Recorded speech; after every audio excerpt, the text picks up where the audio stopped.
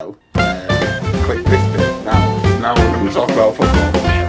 Yeah, stop complaining about our sentiments at uni. I know, yeah. So Much more pressing. the big news in football this week has obviously been the Man United protests, which the Premier League game against Liverpool at Old Trafford has got called off. Yes.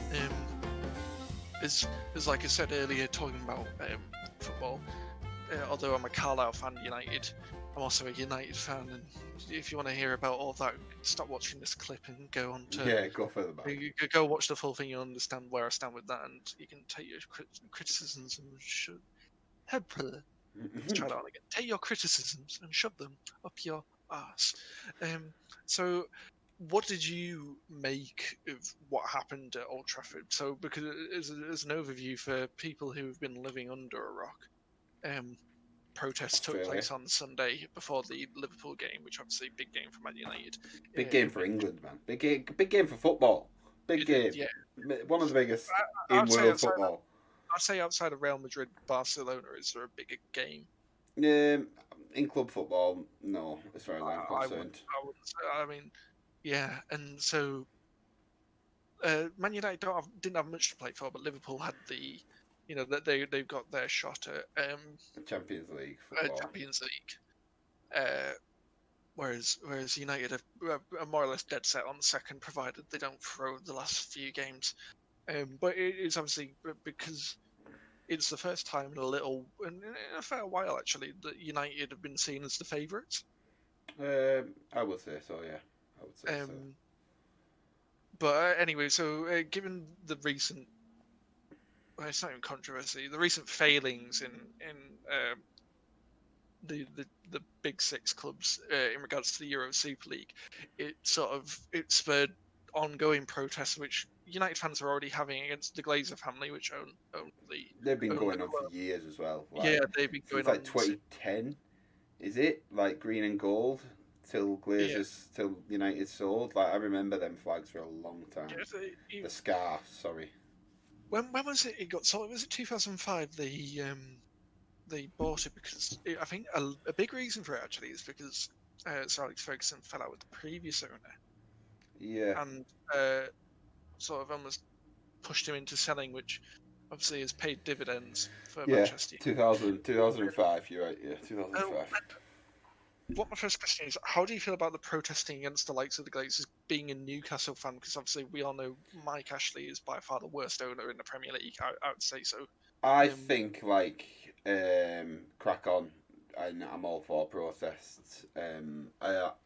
Newcastle have tried it as well, but the issue is, and this is the issue, going off on a bit of a tangent to Newcastle, because it's a similar situation. Yeah.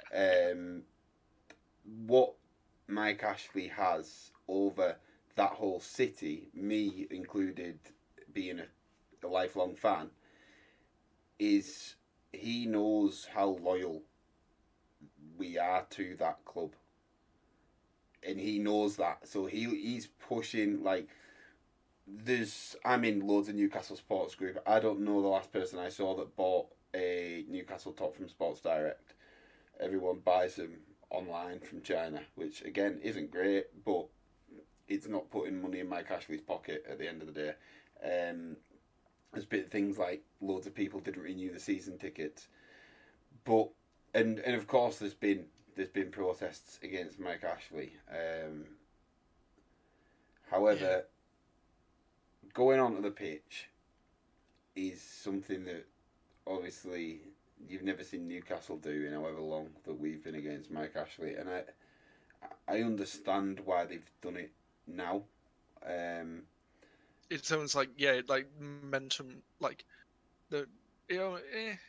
Now looking back, I was annoyed. I just thought, but in the sense of it's a big statement. It's a huge statement, and if everybody in them protests had have been peaceful, then it might not be so much of an issue.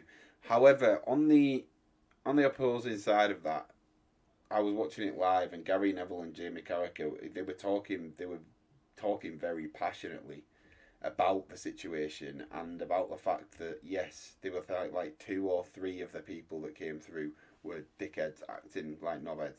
It was like, but the vast majority that I've seen, it was a very peaceful protest, and he was like, that's why I'm saying it now, before the media's even got hold of it, before they print the headlines tomorrow. He's like, I was here, Gary was here. It was a peaceful protest. There was the act of a couple of individuals that was ridiculous, but so I don't. I mean, it's very tough. It's a massive statement to make to get that game called off. The amount of money that will be lost. However, is it somewhat naive to think that when it gets replayed, that same amount of money will still end up in the pockets of the people that they were trying to defer it from? Yeah, well, I think a lot of it is trying to get a fine because of everything that's gone on recently. Like fines might go because like I'm guessing the Premier League will have a sort of behaviour conduct Yeah, fee. yeah. Obviously, the Euro Super League will count as a big misbehaviour thing, and there'll be fines for that. But then on top of that, on top of the Super League, you've now caused fixture congestion issues. Yeah, I'm in the same boat where it's just it's stupid that the actions of a few throwing flares Yeah. and you know smashing chairs and all that. But you could around that. Throwing chairs, not throwing chairs, throwing Uh, flares and smashing chairs. yeah, exactly. And it's almost ruined it for everyone else because everyone like there was families there, there's kids there that I mean, it's you know parents as well. I mean, one of them it showed launched a that it's flare. such it wasn't just hooligans who were angry. Yeah. It was the kids. It was the mums, the sons, the dads. Exactly, yeah. And these weren't the people throwing flares, were they? Like, no. and And go on. yeah, it's one of them. It's like I understand why people went there and like protesting. Obviously, it's making that statement. It's like in the voices. No, it's educating not only United fans but other fans that maybe don't know enough about it because they'll see, oh shit, they're throwing flares at Old Trafford. Yeah. And they learn more about it and they understand it. Oh, it recruits more people into the Yeah, I idea. mean, like I was explaining to Justine, my girlfriend, that what was going on and sort of why it was going on, and her as somebody who isn't a football fan was just like knobheads, you know what I mean, on about like the owners of these clubs, and like when I explained the Big Six and what they were doing, she was like, just as a person, you know what I mean, it's not the right thing. It was never the right thing to do, and that's why people like that, like mums and dads and families and grandparents are turning up because it's the club that they've loved and they're ruining it. They're making it rot. Like that's what's happening. It's the same with Newcastle. Like we're rotting from within. Like when I grew up, I mean, 94, obviously I was born, probably started properly following football around 99 when I was 5, and started like watching it and stuff with my parents. So I remember very vividly a 2001 or 2001 2002 season where Bobby Robson was in charge of Newcastle. We had Alan Shearer, we had Craig Bellamy, Solano, Kieran Dyer. In fact, I'm actually doing a save on Footy Manager with that database, and we finished in the Champions League that year. And then we were up there. We never really won much, but we were always up there. We were like what Leicester are now, sort of thing. Yeah. And to now go from that, even though we were better than that, we're probably more like what. I'd say you were at the time. Yeah, we were top. We were top 4. Like, yeah, like Chelsea didn't exist because they didn't have the money off Abramovich. Arsenal, United, yeah, Liverpool. Newcastle, yeah. It was them 3, and then we were like saying hello every now and again. And to go from that to what we are now, to have faced 2 relegations in my lifetime, all needlessly as well. And when I watched the games that got us relegated, the players, they weren't fucking arsed, and that all comes from the top. Like the way that Mike Ashley's ran our club as a money making scheme, when you get up the stats about how much money he's invested and how much money he's made since being there, it's criminal. It's literally criminal. Like he's told us that he had no money to invest in the club over the transfer window, and then the day that the transfer window ended, he bought House of Fraser for 100 million. And it's like, are you fucking having a laugh, mate? Like, we're not going to say anything though because the transfer window's not open now. Like what? And the thing is though, what really winds me up, you get people like Rio Ferdinand on BT a couple of months back saying that if Newcastle fans are that arse, then they should have a whip around and buy the club themselves. What? You know what I mean? Like, I get what are you on about, Rio? Like, Rio's just got obviously a brand deal with Sports Direct, so someone else actually sell his merchandise. But it's yeah, and to see them people now defending the protest that Man United did. But when Newcastle did it, he was like told people to grow up, and it's like, oh man, like it's always been the same as well. Like Newcastle were subject to a takeover, and we're still going through a lawsuit because there's no reason that the Premier League could have denied it. I was having to think about this. I was thinking that it just seems a bit suspicious because one of the big outspeakers against Newcastle being taken over is Daniel Levy, the Tottenham owner, and it's just curious to me now that Tottenham. I think everyone can agree that Tottenham were lucky to be in the conversation of a Super League. Mate, yeah, they've not won anything since 1954 or something. Like, yeah, and it's you know, it's almost like if there's threatened, like Leicester are threatening the Big Six because they're doing better than Tottenham, doing better than Arsenal, Liverpool. They're battling with Chelsea. It's only United and City that seem to be far gone from. Yeah. It's this case of fear that because the talks are obviously in place at that point that maybe the big clubs, I don't know if which clubs, obviously, because obviously some clubs have rejected Newcastle's takeover. Yeah. Is that because it's a competitive edge, mate? If we'd have been taken over by that chap from Saudi Arabia, his wealth like quadruples Man City's owners. Oh, absolutely, and I'm incredibly fond of Newcastle. Like in the Premier League, like I don't like City, I don't like Liverpool, I don't like Arsenal. Chelsea can't stand Tottenham. They're a banter club, Yeah. But likes of Newcastle, like the clubs that could be big, you just feel sorry for them, and it's like you want a club that's built up from its fan base, that's it's got proper roots, unlike like some Man City that it was nothing until the City group took it over. Yeah. What sort of really winds me up now as well is that there's certain supporters out there that think that Newcastle fans expect too much because they've passed great, and it's like nah, like. We just don't want to be fighting relegation, mate. Like, we just want people who look like they want to play for our club. Yeah, like, that's like saying Sunderland fans should be happy that they're in League One. Oh. It's like no, because they were in the Premier League less than 10 years ago. Exactly. And it's like it's not something. There's clearly a potential in the infrastructure that you've got to go. Like, obviously Carlisle, let's say, like I can't be like, oh, I fucking wish billionaire would take us over and take us to the. Hey, it happens, mate. Look at Ryan Reynolds. Yeah, that's class. Yeah, class. I mean, they're in the top division years and years ago, but like I don't.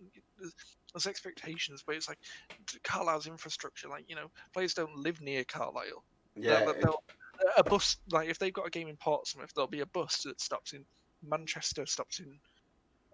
Stoke and stuff will stop in London. Outside London. Even Barrow don't train in Barrow; they train in Manchester. It's it's one of them where but the infrastructure's there.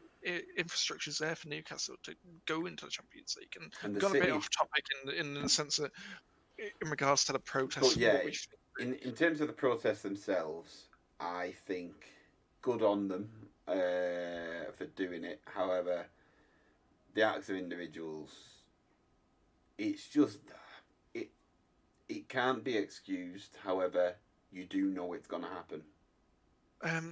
I've got thoughts on it that I don't know if it's going to be controversial because I think the protests are a right thing in the sense that it's making a statement, not necessarily to the Glazers, but definitely to the wider public to get an understanding.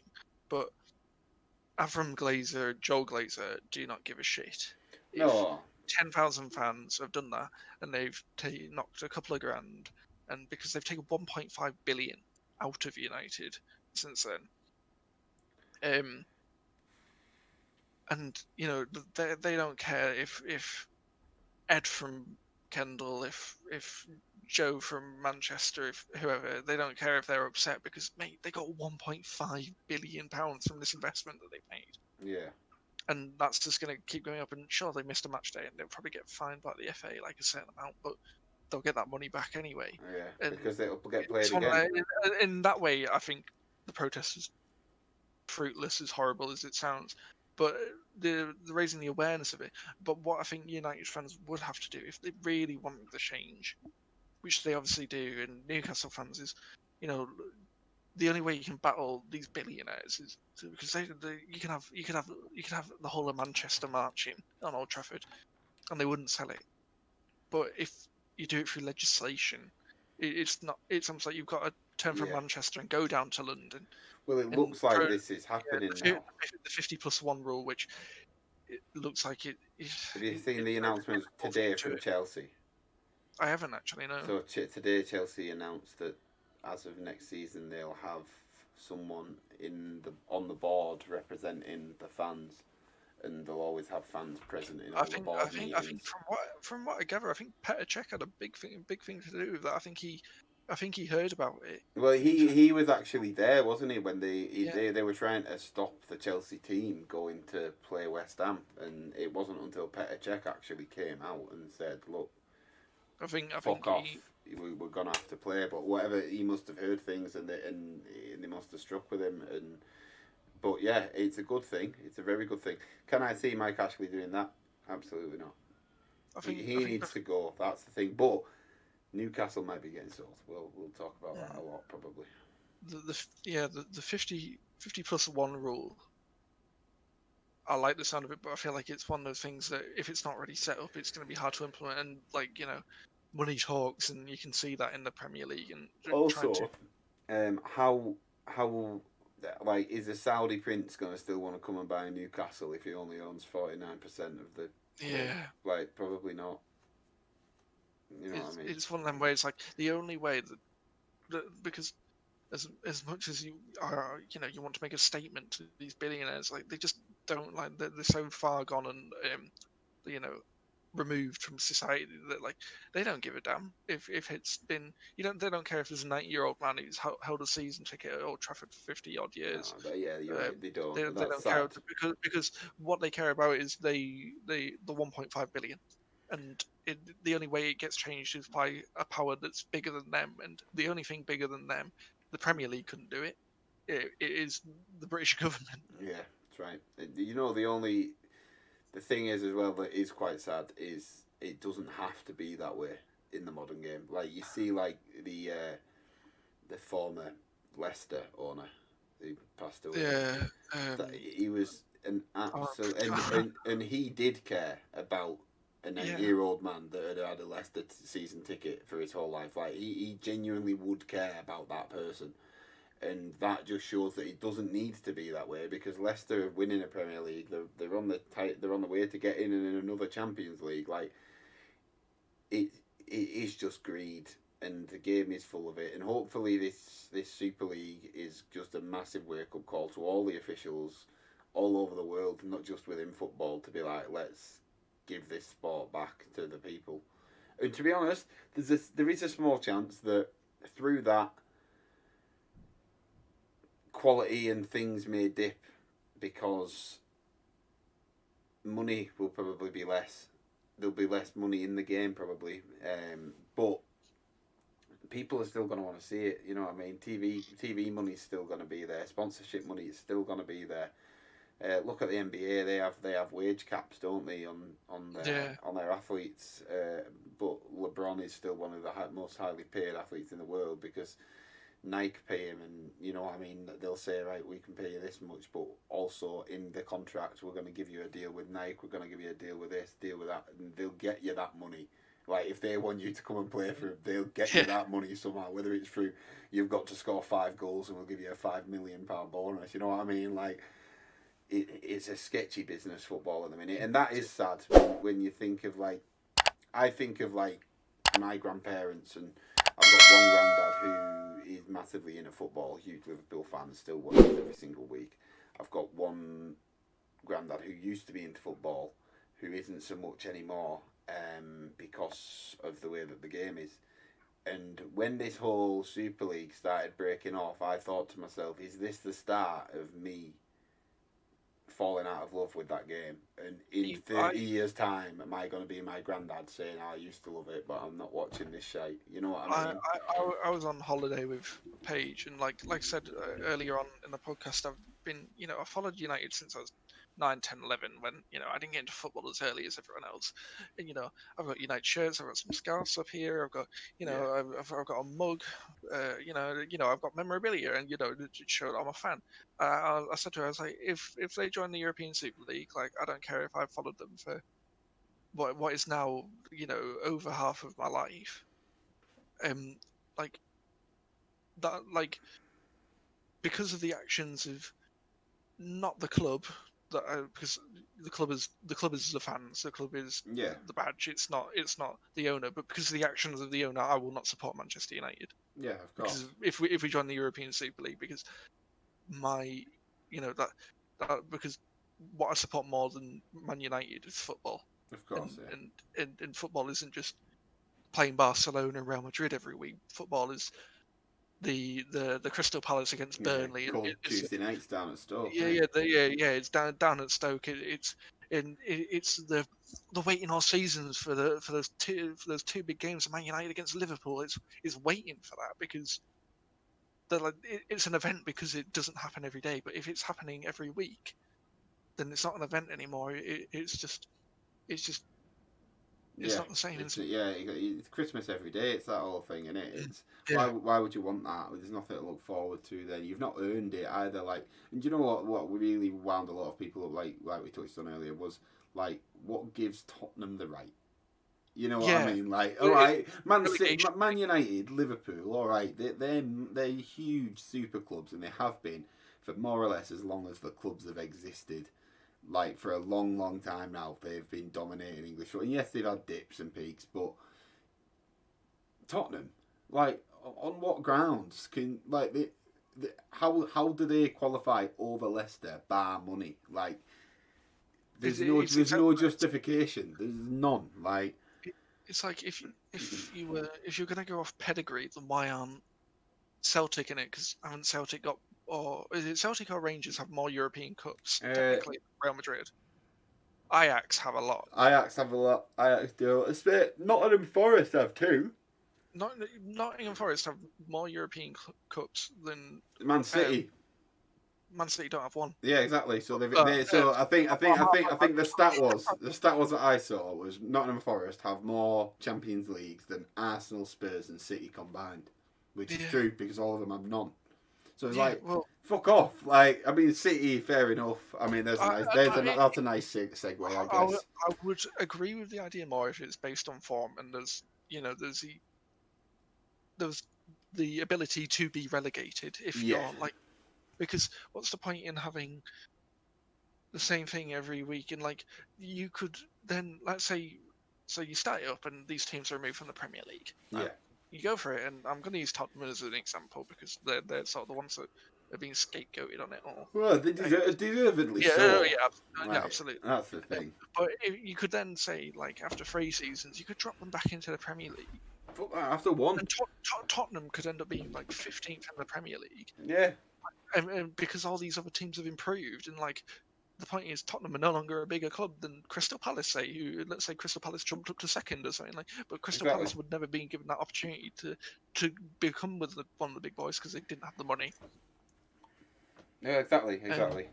My only other question on it is, there's been a lot of talk from, is it Florentino Perez, the owner of Real Madrid, saying that he can't leave. Do you think that's going to be the case? No, I think they'll leave. I think Perez is off his head. He did say Ronaldo would never leave. Yeah, Perez is absolutely living in cuckoo land. After it all came about, and then they all pulled out. Perez came out, and instead of pulling out and doing the right thing and just folding it and saying we got it wrong, he said it's on hold. You know what I mean? Like, get your head out of your ass. We're not going to change our mind on this. You know what I mean? He's so money focused. Which is one thing, going back quickly to the Man United thing, which is a very important point that I think Carragher made when he was talking about it, is that a lot of people across the UK have now started pointing fingers at United fans. And I don't think that's what we need to do in this situation. I think, like we did when the Super League got announced, we need to unite as a football community, and because it's not just the Glazers, is it? Like, Arsenal fans want Kroenke out, Newcastle fans want Ashley out. They've disrupted someone Sunday. Liverpool did it outside the ground. They did the RIP Liverpool sign. They were going to take the banners down inside the stadium. Chelsea were trying to stop West Ham match until Czech came out and stopped them. United fans succeeded is the only difference in realistically what's gone on. So I don't want people to start like doing this whole division between what club you support, because this isn't a time for that. We do that when they play on the pitch. Like, we need to just unite as a footballing community and be like, people like the Glazers need to not be anywhere near a fucking football club. And that's like, go make your money, mate. Go into crypto. There's plenty of money to be made in crypto. You know what I mean? Stay clear of football. Stay clear of Pokemon. I think a lot of a lot of people I think turned on United fans because it's as simple as they were all settled in now, thinking, yeah, Man United, Liverpool. Yeah. Oh yeah. It was on it. Yeah, bank holiday, wasn't it? Yeah, I was sat down ready to watch it, and I was a bit annoyed that it wasn't, because at the end of the day, I wanted to watch football. That's why I sat down. But like, sometimes you just got to lump it and realize that there's a bigger meaning behind it. Exactly. It's like, I wasn't out there protesting, but like I support the idea, and especially more because of the coverage that I got, because I understood it more. It's like, when you, if you take in the Glazers situation and you put it on, I said Crystal Palace earlier, let's say, or Leicester, because they've got good owners, and you put the Glazers and they own Leicester, and the exact same thing, they'd taken X amount of money out of the club, and they hadn't supported the club in the way that they should of a club of Manchester United's calibre, or let's say in their case, Leicester hadn't been supported in the way to the extent of what their calibre is. Yeah, is what I'm trying to say. And so, let's say, they weren't given the resources that. I wish I could say his name, but he gave them resources to go ahead and win the Premier League. He did. I guarantee you, getting Claudio Ranieri to manage Leicester wasn't cheap, but he did it. Yeah, and, he's paid dividends, and it's Nigel Pearson is a lot to thank for that as well. But we'll go into that in a different. We'll talk about that in a different podcast. And it's one of them where it's like you just got to put yourself in the other situation. Like, I know people who just like they slag off lower league football team fans. They slag off Newcastle. Like, they're like, oh, at least you've got a billionaire owner. And it's like, no, but if you put yourself in that position, it's all relative, isn't it? It's all relative. It's a potential, like Man United's potential is to be the biggest club in world football. And we were, and we dropped. Still, because in a way that you are, like, you always will be. Not in sales, not in even financially. Like they say, in terms of trophies, recently it hasn't been the same. Financial job. Like, the last time we won a trophy was the Europa League with Jose Mourinho, and even then he said that's his greatest achievement. And at the time I was like, oh, piss off, Mourinho. I look back on that now, I'm like, I look at the squad, the investment in that squad. It's not necessarily the money they were given, because they were given money. They got Pogba, they got Ibrahimovic, they got Maguire, these big name signings. But it's the infrastructure, and the likes of Ed Woodward, who thankfully is leaving. He's sort of like the first of the two that were like, that we're wanting rid of. But like, the infrastructure wasn't there. Like, we don't, like, every football club, modern football club, has a director of football, and we've only just appointed one. Yeah, that's mental. This season, and other clubs, and Man City were one of the first to have that structure. That's why Man City, I know obviously their owners. They got Raiola in it. But they've had their infrastructure so much better, and that's the issue Man United fans have. Not only is it's not necessarily the money being taken out or anything, but it's the money's not being used properly. It's like, Yeah. it's purchases that Ed Woodward wanted as opposed to what Louis van Gaal wanted. I remember David Moyes was at the club. He asked for a couple of players. I think the players he wanted was Gareth Bale, which was a feasible signing at the time. Man United had just won the Premier League. Yeah, I remember. And, Yeah. Gareth Bale was a complete option. You know what he got given instead? He got given Marwan Fellaini. I know. Yeah. Yeah. It's been rough for United, like, and even as someone who like doesn't I said, I understand. Sorry, No, it's no, like go on. I understand that relative to Carlisle, I'll go back to them. Carlisle, relative to them, like, we're in Europe, we're fighting for your Europa League trophy. We're second in the Premier League. Relatively, like, Carlisle would love to be in that position, but it's the potential of each club. The potential of Man United is to win the Premier League, win the Champions League, win the FA Cup, the Carabao Cup. Be the biggest club financially in the world, make big marquee signings every season. Yeah. Based on not necessarily financial, but also on merit, because they have that merit and they've got the potential to continue that. Or bring them through. That's the thing that Man United That's did. that's why Newcastle fans are mad at Mike Ashley, because the potential of the club, we've seen it. They were so close to winning the Premier League, the Twice. Champions League qualification. Like, they've got potential to be a club that's way bigger than Arsenal are at the moment. But because of Mike Ashley, instead they're in the Championship every couple of seasons. Struggling. But I mean, this is a thing. We've 3 weeks ago or so, 4 weeks ago, we were in a nasty relegation battle. Over the past 3 or 4 weeks, we've pulled out some very, very good results, like a win against Liverpool, it was draw against Liverpool, and winning games that realistically maybe we shouldn't have won. And it's pulled us out, and now we're 9 points clear of Fulham with about 4 games to go. We're a lot safer, but I'm not happy about that. Like, you know what I mean? Like, of course, I'm happy that we're escaped. That conversation shouldn't have even been had. Exactly. We should never ever have been there, because about 6 weeks prior to that situation of us being in relegation, we were sat in like 12th, not even looking, and then we went on, I think it was like a 10-game streak where we didn't win a game, and it's like, no, how is Steve Bruce still in charge? Like, yes, okay, he might have rescued us out a little bit now, but that's not him. In that situation in the first place. Yeah, that's those players, and we got a new first team coach. I don't give Steve Bruce the thanks for us turning it around. Like, yeah, of course he's in the conversation, but the way that, like you said, the way that we expect things. All that Steve Bruce has done there is he's dug you a massive hole, and he's filled in most of it after doing that. And all we expect as well as fans, and United have always been the same. You don't have to be the most technically gifted player in the world. Work hard. Look like you want to play for that club, and we will respect you. The fans will sing your name.